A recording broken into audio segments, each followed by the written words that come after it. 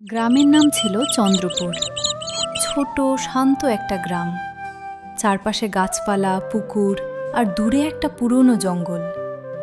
দিনের বেলায় গ্রামটা যেমন সুন্দর, রাতে ঠিক ততটাই ভয়ঙ্কর হয়ে উঠত।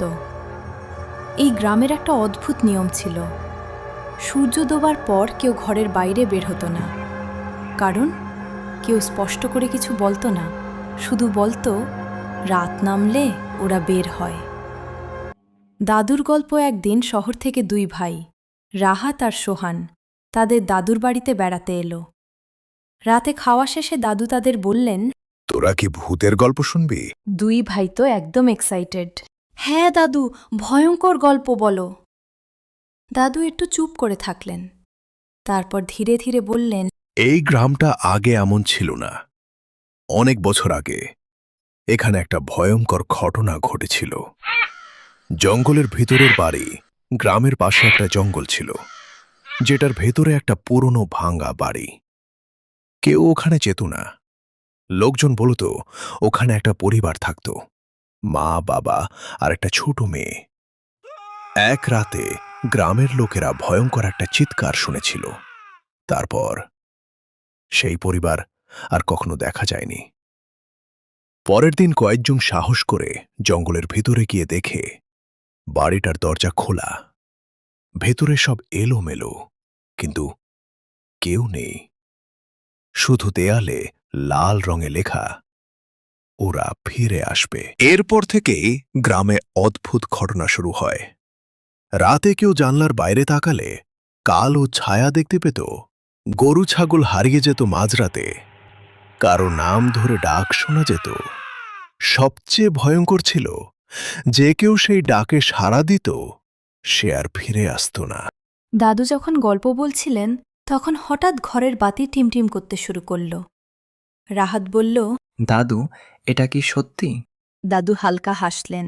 গল্প আর সত্যির মধ্যে পার্থক্য সবসময় বোঝা যায় না। ঠিক তখনই কেউ যেন দরজায় নক করল। সোহান ভয় পেয়ে বলল, এত রাতে কে আসবে? দাদু চুপ করে থাকলেন। আবার একটা কণ্ঠস্বর শোনা গেল, দরজা খোল। আমি। কণ্ঠটা খুব পরিচিত লাগছিল, মনে হচ্ছিল যেন গ্রামের কারো। রাহাত দরজার কাছে এগোতে লাগল। দাদু হঠাৎ চিৎকার করে উঠলেন। দরজা খুলবি না! দাদু বললেন, যে পরিবারটা হারিয়ে গিয়েছিল তারা আসলে মরে যায়নি, তারা বদলে গেছে। ওরা এখন রাতের অন্ধকারে ঘুরে বেড়ায়, মানুষের কণ্ঠ নকল করে।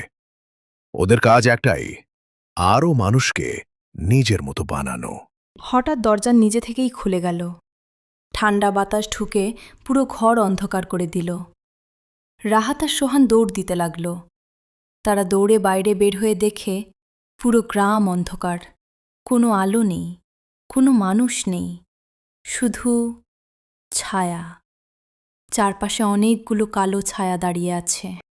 একটা ছায়া সামনে এগিয়ে এসে বলল, তোমরা আমাদের গল্প শুনেছ, এখন তোমরাও আমাদের অংশ। রাহাত চিৎকার করল, না না, আমরা যাব না। কিন্তু তার কণ্ঠ যেন আটকে গেল। সোহান দেখল তার হাত ধীরে ধীরে কালো হয়ে যাচ্ছে। দাদু হঠাৎ দৌড়ে এসে বললেন, তোরা আর কোনো কথা বলিস না, ওই জায়গায় শুয়ে পড়। সকালে রাহাত আর সোহান চোখ খুলে দেখে তারা দাদুর ঘরেই আছে। সবকিছু স্বাভাবিক, দাদু বসে আছেন। রাহাত বলল, দাদু, গত রাতে সব সত্যি ছিল?